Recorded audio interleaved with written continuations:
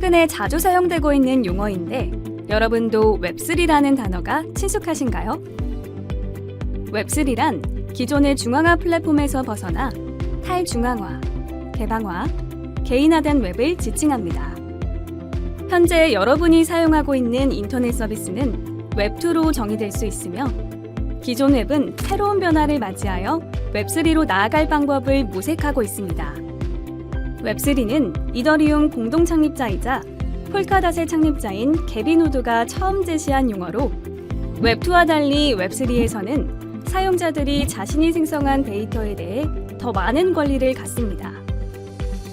데이터에 대한 사용자들의 소유권이 인정되고 AI, 시멘틱 웹, 블록체인 기술과 가상자산 등이 활용될 수 있으며 현재는 이러한 가치를 추구하는 웹3 기반의 서비스가 계속해서 출시되고 있습니다. 이번 강의에서는 웹3 등장 이전에 웹1, 웹2가 어떤 배경에서 등장했고 각각은 어떻게 구별되는지, 웹3가 등장한 배경은 무엇인지, 또 이러한 변화 속에서 우리는 무엇을 준비해야 하는지 등을 배워보겠습니다. 웹1은 최초 인터넷의 모습으로 1990년도 초반부터 2000년도 초중반까지의 인터넷을 말합니다. 웹1에서 웹 사용자들은 운영자가 작성한 글이나 문서를 읽는 것만 할 수 있었습니다. 웹 사용자들은 사이트에 데이터를 추가하거나 수정할 수 없고 다른 사용자들과 즉각적으로 소통하는 것도 불가능했습니다. 사용자는 일방적으로 정보를 수용해야 했습니다. 따라서 웹1은 일방향적 소통 방식과 중앙화된 웹 관리, 운영 방식을 채택하며 사용자의 역할은 데이터 소비로 제한되어 있습니다. 위 이미지는 아마존, 애플, 사우스웨스트 항공의 1990년대의 웹사이트 모습입니다.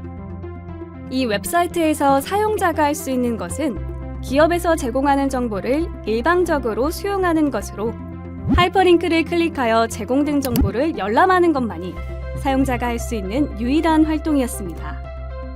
뿐만 아니라 현재의 아마존, 애플, 사우스웨스트의 웹사이트와 비교하면 디자인적으로도 아주 낙후된 상태였음을 알 수 있습니다. 2000년대로 들어오면서 컴퓨터와 네트워크 기술의 발전에 힘입어 전반적인 인터넷 사용 환경 역시 개선되었고 웹 사용자들은 기존과는 다른 니즈를 가지기 시작했습니다.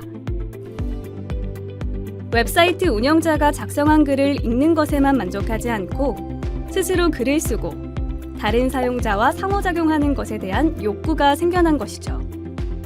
2000년대 후반쯤 인터넷 사용자들의 참여 및 소통 욕구가 증가했고 거대 플랫폼 기업들이 생기기 시작했습니다. 기업은 사용자에게 콘텐츠를 제공하는 동시에 사용자 생성 콘텐츠를 공유하고 사용자 간 상호작용을 지원하는 플랫폼을 운영하기 시작했습니다. 이때 등장한 웹을 웹2라고 부르며 웹2에서 사용자들은 데이터를 소비하는 역할에서 직접 데이터를 생성하는 역할 또한 할 수 있게 되었습니다. 이를 통해 기존의 일방향적 소통을 벗어나 양방향적 소통이 가능해졌고 플랫폼 레볼루션과 같은 책도 출간되면서 웹2 비즈니스가 화두로 떠오르기 시작했습니다. 이를 통해 사용자 간의 상호작용이 가능해진 웹2에서는 웹1에서 불가능했던 다양한 새로운 서비스들이 등장하게 되었습니다. 사진은 인스타그램, 영상은 유튜브, 짧은 영상은 틱톡, 최신 뉴스는 트위터와 페이스북 등의 플랫폼을 통해서 소비, 생성, 공유되기 시작했습니다. 동시에 유튜버, 인플루언서도 하나의 직업으로 인정받기 시작했습니다. 플랫폼 비즈니스를 통해 엄청난 성공을 거둔 빅테크 기업들이 탄생했고 여전히 안정적으로 사업을 영위하고 있지만 시간이 갈수록 플랫폼이 가진 중앙화 운영 방식에서 여러 문제들이 대두되기 시작합니다. 중앙화 문제란 구글, 페이스북과 같은 거대 플랫폼 기업들이 사용자 생성 데이터를 소유하고 통제하는 문제를 말합니다.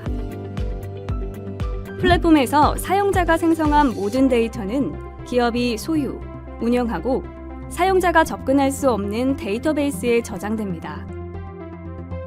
이 데이터베이스를 활용하여 기업들은 수익을 얻을 뿐만 아니라 데이터 기반의 새로운 서비스를 만들기도 합니다.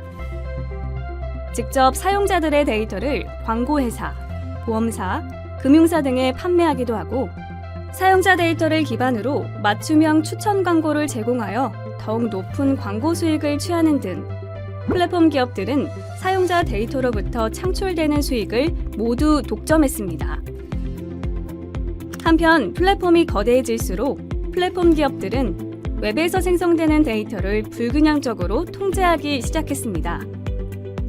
기업에게 이득이 되는 방향으로 여론을 통제하면서 웹2에서는 거대 플랫폼들이 사용자 데이터를 검열하고 통제하고 있음이 확인되었습니다.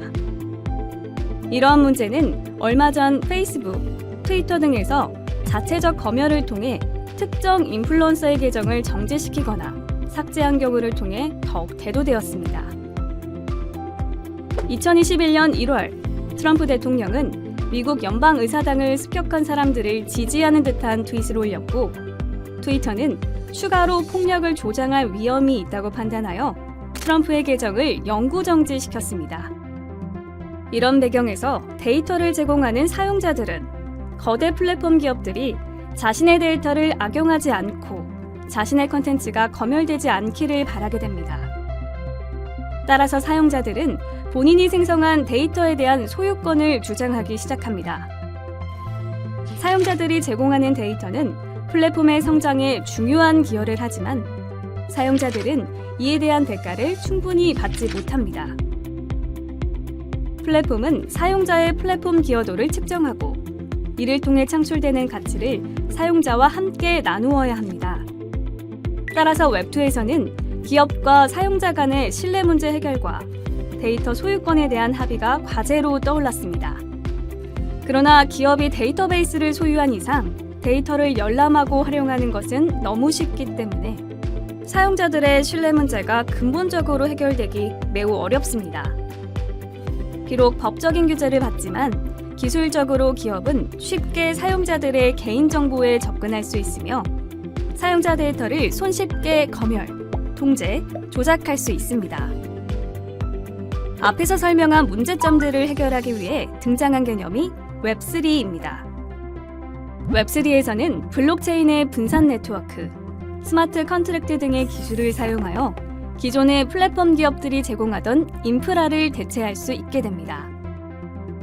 블록체인과 스마트 컨트랙트를 사용하게 되면 기존의 중앙화된 플랫폼들이 탈중앙화되어 사용자들의 데이터가 더 이상 거대 플랫폼 기업의 데이터베이스에 저장되는 것이 아니라 분산화된 블록체인 네트워크상에 저장되게 됩니다. 분산화된 블록체인상의 데이터가 저장되면 중앙화된 기업이 데이터를 임의로 조작하거나 검열할 수 없게 되므로 사용자들의 역할은 데이터를 생성하는 것에 그치지 않고 자신이 생성한 데이터를 진정으로 소유할 수 있게 됩니다. 사용자가 데이터를 소유하고 제어하기 때문에 더 이상 회사가 데이터를 악용하거나 검열할 수 없으며 신뢰가 필요 없는 인터넷 시대가 올 수 있는 것입니다. 분산화된 블록체인 네트워크 상에서 사용자가 데이터 소유권을 가지는 웹3에서는 웹2에 비해 다양한 이점이 있습니다. 첫 번째로 데이터 소유권이 사용자에게 있기 때문에 플랫폼 기업들이 사용자들을 마음대로 통제할 수 없고 누구나 웹3에서 다른 사람과 자유롭게 상호작용을 할 수 있습니다. 기존에는 데이터 소유권이 플랫폼 기업에 있었기 때문에 사용자들의 상호작용을 통제할 수 있었지만 데이터 소유권이 블록체인을 기반으로 개인에게 넘어가게 되면서 기업은 사용자가 생성하고 소유하는 데이터를 임의적으로 수정하거나 삭제할 수 없게 됩니다.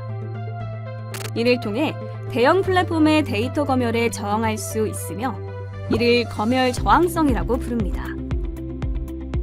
두 번째로 웹3는 사용자가 생성한 데이터를 진정으로 소유할 수 있도록 기술이 뒷받침해주기 때문에 플랫폼 내부뿐만 아니라 외부에서도 개인의 데이터 소유권을 지속적으로 인정받을 수 있으며 원한다면 수익을 창출할 수도 있습니다.